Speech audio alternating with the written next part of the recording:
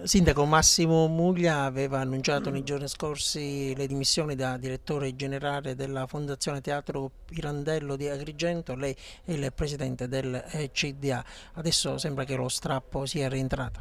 Ma non c'erano ragioni sostanziali o di fondo che potevano portare a una scelta di questo genere. Ha avuto un chiarimento rispetto a tutta la vicenda, che voglio sottolineare. L'impegno assolutamente difficile di questi anni è riuscire a tenere aperto il teatro comunale, il teatro della nostra città, in condizioni disarmanti dal punto di vista economico. Siamo riusciti a farlo con la fondazione, perché per quelle che sono le economie e le politiche restrittive di bilancio, noi con il Comune di Agrigento non saremmo stati nelle condizioni di poter tenere aperto il teatro Pirandello. Allora dobbiamo qua parlarci in maniera chiara.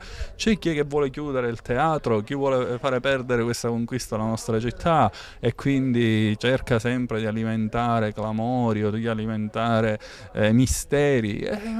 Rispetto a questo c'è chi lavora ogni giorno in condizioni drammatiche per riuscire a garantire a questa città anche il suo spazio culturale.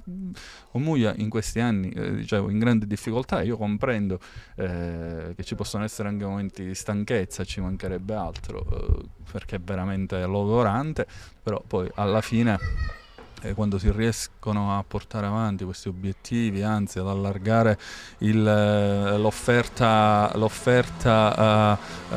culturale, ritengo che sia invece un fatto assolutamente importante e significativo. Muglia contestava il modello organizzativo del CDA. Lei è il presidente, a questo punto vuol dire che avrà carta bianca Muglia.